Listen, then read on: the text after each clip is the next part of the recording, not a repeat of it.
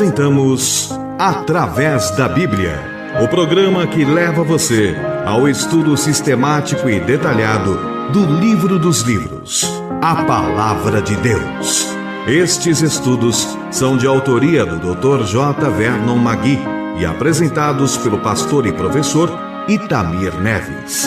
Convidamos você, ouvinte, a acompanhar esta jornada através da Bíblia. É com grande prazer e satisfação que iniciamos mais um programa da série Através da Bíblia. Para você que tem nos acompanhado fielmente, declaramos a nossa gratidão pela possibilidade que temos de a cada programa conversarmos a respeito das Escrituras Sagradas. Nós nos sentimos realmente privilegiados quando recebemos a carta de um dos nossos amigos contando-nos as suas experiências com esse programa. Por isso é que compartilhamos agora uma carta que vem da cidade de Três Pontas, uma carta que uma irmã nos escreveu, ela lá é de Minas Gerais. São essas as suas palavras. Estou escrevendo para dizer que sou ouvinte desse maravilhoso programa através da Bíblia. Todas as noites, quando chego do trabalho até do culto, eu vou correndo ligar o rádio para ouvir a palavra de Deus, que me conforta muito. Que Deus abençoe a todos vocês que fazem esse programa. Querida amiga, querida irmã, muito obrigado mesmo por suas palavras. Elas são incentivo para nós e demonstram a comunhão cristã. Por outro lado, reconhecemos que a nossa responsabilidade aumenta porque cada vez mais desejamos que os programas edifiquem a cada um de vocês. Por isso é que contamos com sua parceria, escrevendo para nos contar como o programa tem chegado até você e contamos também com você, unindo-se a nós em nossas orações, pedindo as bênçãos de Deus para o nosso programa. E é exatamente para isso que chama a sua atenção agora, e eu gostaria de convidá-lo a se colocar diante de Deus para juntos orarmos, buscarmos a face do Senhor. Pai de amor, somos gratos pela oportunidade que Tu nos dás de abrirmos a Sua palavra e juntos ouvirmos a Sua voz. Senhor, desejamos e necessitamos da iluminação do Teu Santo Espírito para podermos compreender a Tua palavra e, capacitados por Ele mesmo, cumprirmos os Teus mandamentos. Senhor, muito obrigado, porque Tu nos ouves e responde às nossas orações. Por isso nós oramos em nome de Jesus. Amém. Fortalece a fé, conhecer nosso Deus. Querido amigo, temos diante de nós o texto do capítulo 7 do livro do Êxodo. Espero que você já esteja reunido aí com seu grupo para estudar comigo a palavra de Deus. É lógico que se você não puder reunir alguns amigos, irmãos ou parentes para estudarem num pequeno grupo as porções diárias da palavra de Deus, isso não deve de jeito nenhum ser encarado como empecilho para que o seu estudo possa fluir de uma maneira até individual. Inclusive, nós temos recebido cartas de diversos irmãos dizendo exatamente que por causa do horário em que eles nos escutam e estudam conosco, eles o fazem individualmente. Ora, não há problema. O importante é que você se dedique e se mantenha firme no estudo de toda a palavra de Deus. No estudo de hoje, encontramos a realização da primeira das 10 pragas que atingiram o Egito, usadas por Deus para a libertação do seu povo, para a libertação de Israel. Mas antes de entrarmos na narrativa desse episódio, devemos considerar a primeira parte desse capítulo. O que encontramos nessa primeira parte é uma renovação da chamada de Moisés para a missão de libertação. Na verdade, o texto todo começa no verso 28 do capítulo 6, que nós já começamos a estudar no programa passado. Então, do verso 6:28 até o verso 7 do capítulo 7, temos uma revisão e uma reafirmação do comissionamento de Moisés após aquelas hesitações iniciais. A verdadeira exigência agora evidenciava-se. A libertação do povo não seria apenas por alguns dias para celebrar e adorar o Senhor, como tinha sido feito no pedido anterior, conforme nós lemos em 3:18 e 5:3. Agora o pedido para o faraó era bem diferente. Era um pedido para uma saída definitiva. Então, observando esses versos, encontramos alguns detalhes que merecem ser destacados e nós vamos analisá-los na ordem que aparece no texto. Primeiro, Deus identificou-se autentificando a sua ordem em 6:29. Segundo, Deus ordenou que Moisés dissesse tudo quanto ele diria. Versículo 29. Terceiro, Deus confirmou que tinha constituído Moisés como Deus sobre Faraó. Versículo 1 do capítulo 7. Em quarto lugar, Deus constituiu Arão como profeta de Moisés diante de Faraó, conforme ainda o versículo 1. Quinto lugar, Deus ordenaria a Moisés, e Moisés falaria a Arão, e Arão falaria ao Faraó, para que deixasse os filhos de Israel saírem da terra do Egito, conforme o versículo 2. Número 6. Em sexto lugar, Deus endureceria o coração de Faraó, e na terra do Egito multiplicaria os seus sinais, as suas maravilhas, conforme o versículo 3. Número 7. Deus avisou que o Faraó não os ouviria. Versículo 4. Oitavo lugar, Deus colocaria sua mão sobre o Egito e faria com que as suas hostes, isto é, os seus exércitos do povo de Israel, saíssem do Egito, conforme o versículo 4. Nono lugar, Deus faria grandes manifestações de julgamento sobre o Egito, conforme o versículo 4. E, finalmente, em décimo lugar, Deus demonstraria aos egípcios quem ele era, quando estendesse a sua poderosa mão sobre o Egito para tirar do Egito os filhos de Israel, conforme o versículo 5. Querido amigo, mesmo que no início dessas ordens divinas, conforme nós vimos no programa passado, no versículo 30, Moisés, mais uma vez, colocasse como obstáculo para cumprir o seu chamado a sua dificuldade de falar bem, agora, depois dessa ordem tão bem detalhada nesses 10 pontos, Moisés e Arão não tiveram outra qualquer alternativa senão o quê? Obedecer e cumprir o seu chamado, obedecer e cumprir a vontade de Deus. E o verso 6 testemunha da obediência dos dois irmãos às ordens de Deus. E aí o verso 7 nos diz a idade deles, dos dois, quando iniciaram o diálogo com Faraó. Moisés tinha 80 anos e Arão, seu irmão mais velho, tinha 83. Talvez você esteja admirado com essas idades avançadas, mas eu queria lhe dar um verso de Isaías que nos esclarece como isso é possível. Veja que palavra abençoada. Abra comigo a Bíblia agora em Isaías capítulo 40. Eu vou repetir. Isaías 40.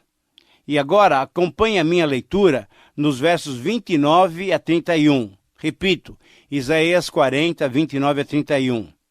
O Senhor, o Criador, faz forte ao cansado e multiplica as forças aos que não têm nenhum vigor. Os jovens se cansam e se fatigam, e os moços de exaustos caem, mas os que esperam no Senhor renovam as suas forças, sobem com asas como águias, correm e não se cansam, caminham e não se fatigam. Essas são palavras do Senhor. Agora, a pergunta é, você crê nisso? Você crê que Deus ainda hoje pode agir assim, independente das circunstâncias que para nós, humanos, muitas vezes são intransponíveis? Eu creio que Deus tudo pode. É, isso mesmo. Assim, então, mesmo com essas idades avançadas, Moisés e Arão, na dependência do Senhor, iniciaram o processo de libertação de Israel do Egito. Mas antes de prosseguirmos no estudo dos versos a seguir, nós devemos fazer alguns esclarecimentos. Primeiro, em relação à expressão profeta, a missão do profeta era trazer a palavra de Deus ao povo. Ministério totalmente diferente do sacerdote, que era levar o coração do povo diante de Deus. Em segundo lugar, em relação à expressão endurecerei o coração do faraó, conforme já falamos anteriormente, precisamos perceber dois princípios que estão subjacentes aqui. Todos os acontecimentos estão sob a permissão e a soberania divina, porém o ser humano também é responsável pelas suas próprias decisões e ações. E é por isso que, por vezes, encontramos Deus endurecendo o coração do rei do Egito. E mais vezes ainda, encontramos o próprio Faraó endurecendo o seu próprio coração, conforme o versículo 14 que nós veremos a seguir. Deus endurece o coração, isso é, deixa o coração do Faraó difícil, não porque implantou ali o mal, veja só, mas porque simplesmente o entregou à sua própria inclinação, e a inclinação do coração humano sem Deus é para o mal, conforme Paulo afirma em Romanos capítulo 1, versículo 24, 26 e 28. A Bíblia afirma, então, esses dois princípios sem tentar resolver essa aparente discrepância. Nos versículos 8 a 13, agora, encontramos, então, a orientação de como Moisés e Arão deveriam proceder quando estivessem na presença do Faraó. Moisés ordenou e Arão jogou o seu cajado diante do Faraó e dos seus oficiais. E sabe o que aconteceu? Exatamente. O seu cajado se transformou num réptil marinho. Agora, perceba bem, provavelmente um crocodilo, conforme indica a palavra no original. Normalmente temos ouvido falar que ele se transformou numa cobra, numa serpente, mas a palavra no original é um réptil marinho, provavelmente, muito provavelmente mesmo um crocodilo. Faraó, porém, sem se impressionar, ele era um homem frio, mandou chamar os seus sábios, isso é, aqueles que faziam os registros reais, e eles, junto com os encantadores, isto é, os mágicos, pois a mágica estava ligada de modo inseparável à religião egípcia. Uma clara demonstração de idolatria. E esses mágicos repetiram o milagre de Arão, com a diferença de que agiram com poderes ilusórios ou demoníacos, enquanto Arão atuara no poder de Deus. Agora veja só, os cajados dos auxiliares de Faraó, cujos nomes eram Janes e Jambres, conforme 2 Timóteo 3, 8, quando atirados esses cajados ao chão, também eles se transformaram em répteis. Agora, você já conseguiu imaginar aquela cena? Que cena foi aquela? Um montão de répteis espalhados pelo chão. Mas um detalhe que certamente não era esperado pelos magos egípcios, esse detalhe realmente provocou uma reação espantosa.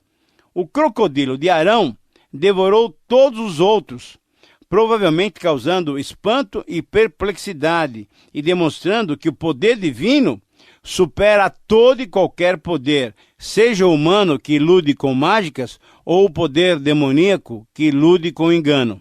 Mas como o Senhor havia prevenido a Moisés e a Arão, no verso 13, nós encontramos o resultado. O coração do Faraó, o que aconteceu com ele? Se endureceu e ele não os ouviu. E agora, querido amigo, a partir do versículo 14 até o 25, encontramos então a primeira das 10 pragas do julgamento que Deus iria fazer cair sobre o Egito por ter escravizado durante tanto tempo, durante 400 anos, o povo de Israel. Mas, antes de estudarmos detalhadamente esses versos, creio que são necessários algumas observações sobre as pragas todas que caíram sobre o Egito. Primeiro, você sabe, querido amigo, que muitos críticos que não aceitam as intervenções sobrenaturais de Deus tentam explicar essas pragas como acontecimentos naturais. Seria necessária uma ordem sequencial específica para explicar as pragas como eventos naturais ligados às possíveis enchentes do rio Nilo. Mas tais afirmações desconsideram os versículos como, por exemplo, 7:17, 9:5, que nós vamos ler posteriormente, e também textos como o Salmo 78, 44 a 51 e Salmo 105, 28 a 36, que claramente afirmam serem esses acontecimentos sobrenaturais, maravilhas realizadas pela mão poderosa, pela mão divina do nosso Deus através dos seus servos Arão e Moisés. Número 2. A expressão pragas do Egito é uma expressão popular, pois os textos bíblicos falam de sinais e maravilhas, conforme 4, 7 a 8, 7, 3 e 11, 19. Essas palavras dão a entender que esses sinais e maravilhas são demonstrações do poder divino que decidiu libertar Israel por mão poderosa e ninguém poderia se opor. Terceiro, nesses sinais e maravilhas, veremos que a natureza obedece a Deus, porque além dele ser o Criador, ele é mais poderoso do que o faraó e seus deuses e os seus magos também. O nosso Deus é o único Deus e o verdadeiro Deus. Em quarto lugar, ao iniciarmos o estudo de cada uma dessas 10 pragas, é bom conhecermos todas elas de uma maneira geral para que possamos relacioná-las uma com a outra. Então, anote aí, mas com certeza você tem a sua Bíblia aberta até. Elas são as seguintes: a água em sangue, rãs, piolhos, a praga das moscas, a peste nos animais, as úlceras, a chuva de pedra ou então o granizo, a praga dos gafanhotos, a praga das trevas e, finalmente, a morte dos primogênitos. Veja que são 10 eventos sobrenaturais, maravilhosos, em que o Egito vai ter que passar para poder reconhecer o poder de Deus e assim libertar Israel. E em quinto lugar, podemos dividir essas pragas que estão registradas do capítulo 7 e 14 até o capítulo 11 e 10, em 3 grupos e 3 pragas.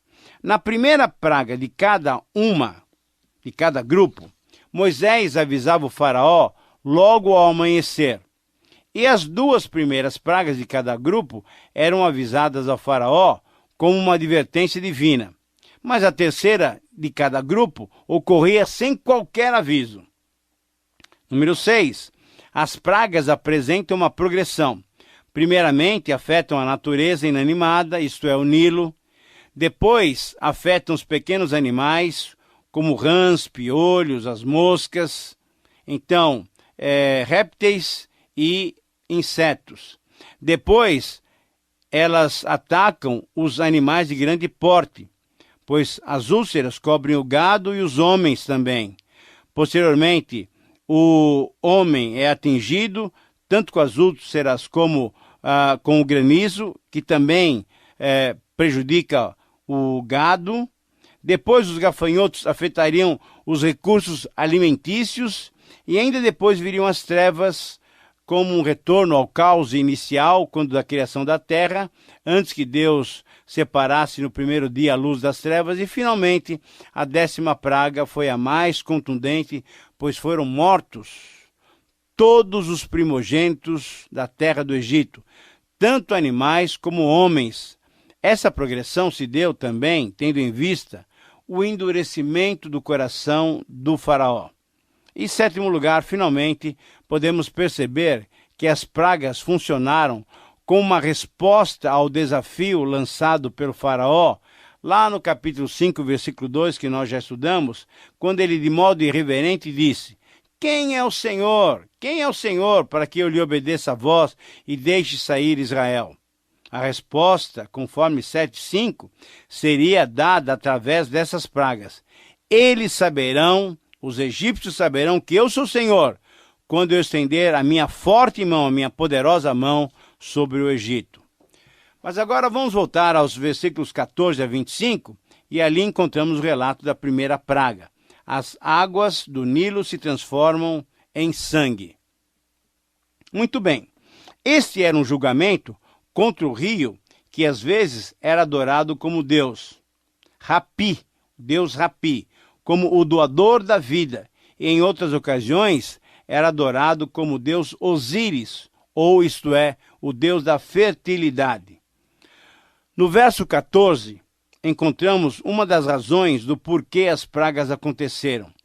O coração do faraó estava obstinado e recusava deixar ir o povo de Israel. Mas como apontamos antes, Deus mandou Moisés com o seu cajado, conforme o versículo 15, avisar ao faraó que logo bem cedinho, quando ele ia às águas, talvez banhar-se até no rio Nilo, Moisés deveria avisá-lo e dizer as palavras do Senhor: Deixa ir o meu povo, para que me sirva no deserto. E até agora tu não tens ouvido, conforme lemos no versículo 16. No verso 17, 18 e 19, Deus instrui a Moisés de escrever em todos os detalhes os acontecimentos dessa primeira praga. Veja só, as águas se tornariam em sangue, os peixes do rio morreriam, o rio cheiraria mal, e os egípcios teriam nojo de beber dessa água. Não só o Nilo seria afetado por essa praga, mas também os canais ou os afluentes, as lagoas, os reservatórios, bem como os vasos de madeira ou de pedra. Em todos os lugares onde havia água, essa água seria transformada em sangue. Você já pensou nesse tipo de situação? Imagine só. Nos versos 20 a 21, eles nos dão conta que Moisés e Arão fizeram exatamente como o Senhor ordenara, e levantando o cajado, feriram as águas, e todas elas transformaram-se em sangue, provocando a morte dos peixes, o mau cheiro e a falta de água potável, isso é, a água própria para o consumo humano. E assim, o Nilo e seus afluentes, a fonte da vida agrícola do Egito, adorado até como divindade, foi superado pelo poder sobrenatural de Deus. Querido amigo, é importante que se diga que a morte dos peixes é uma prova cabal de que esse acontecimento foi sobrenatural, pois, como dissemos anteriormente, os céticos, os que não creem na intervenção divina, tentam explicar o que aconteceu dizendo que, olha só, o reflexo do sol poente poderia dar à água uma aparência vermelha, mas era uma aparência temporária. Ou ainda, que os sedimentos de argila vermelha que descia das terras altas da Etiópia, acumuladas no fundo do rio, esse segmento de argila poderia produzir essa impressão de que as águas tinham se tornado vermelhas e assim o milagre estaria explicado naturalmente. Na verdade, querido amigo, esses efeitos poderiam causar essa ilusão passageira. Mas veja só, certamente a morte dos peixes não aconteceria com esses efeitos ilusórios. Então, a morte dos peixes, o gosto e, com certeza, a textura da água transformada em sangue comprovam a sobrenatural ação divina. Querido amigo, veja só, temos muitos que não creem nos relatos bíblicos e principalmente nos relatos onde as poderosas e sobrenaturais ações de Deus aparecem. Temos muitas pessoas que não creem na Bíblia, mas graças a Deus temos muitos outros que creem em Deus e sabem que Ele é infinitamente mais poderoso do que qualquer realização humana. Mas eu me alegro também, porque creio que você que me ouve agora também faz parte daqueles que creem na palavra. Sabe por que eu creio em você e que você crê na palavra de Deus? Pelo simples fato de você estar me acompanhando nesses estudos. Isso significa que você é alguém que crê na verdade da Escritura Sagrada. E estou certo na minha maneira de pensar ou não? Com certeza. Mas vamos adiante. Na sequência, nós encontramos os versículos 22 em diante, e nele nós vamos ver que os magos do Egito também fizeram a mesma coisa. Isso é, repetiram o milagre feito por Moisés e Arão com as suas ciências ocultas, e a consequência, já prevista e anunciada pelo Senhor, foi que o coração do faraó mais uma vez se endureceu, e ele não ouviu o apelo de Deus, não ouviu o apelo de Moisés e Arão, e não deixou sair Israel. O verso 23 nos dá conta de que o faraó, depois dessa demonstração dos seus magos, virou-se e foi para sua casa sem considerar aqueles acontecimentos no seu coração. Isto é, o faraó foi para sua casa sem dar a mínima bola, sem dar a devida atenção àquele sinal divino. As águas que os magos transformaram em sangue provavelmente vieram de alguns poços que os egípcios perfuraram para a obtenção da água boa para consumir. Pois, veja só, no versículo 24, nos dá conta de que todos os egípcios cavaram junto aos rios para encontrar água potável para beber, pois as águas do rio Nilo e os seus afluentes não podiam ser consumidas. Mas então, você percebe, querido amigo, como aqueles magos não eram, na verdade, sábios, embora assim o faraó os considerasse. Se eles, os magos, quisessem realmente demonstrar o seu poder e a sua utilidade na corte do Egito, eles, ao invés de repetirem o milagre, teriam feito exatamente o contrário. Deveriam pegar uma porção daquela água sangrenta e transformá-la em água novamente, em água pura para o consumo humano. Você concorda comigo? E no versículo 27, no versículo final desse capítulo, melhor, no versículo 25 do capítulo 7, nós temos o relato de que assim passaram 7 dias depois que o Senhor feriu o rio. É isso mesmo, querido amigo. Deus é poderoso. Deus é o único que deve ser adorado. Então, assim, finalizamos o nosso estudo com muita gratidão em nossos corações. A minha oração é que você possa experimentar sempre a poderosa e bondosa mão de Deus. Terminamos mais uma apresentação do programa Através da Bíblia. Esperamos que você nos escreva, dando a sua opinião sobre o que ouviu. O nosso endereço é Caixa Postal 18.300, CEP 04626-970, São Paulo, São Paulo. Repetindo, Caixa Postal 18.300, CEP 04626-970, São Paulo, São Paulo. Este programa foi produzido nos estúdios da Transmundial. Meu pecado sei.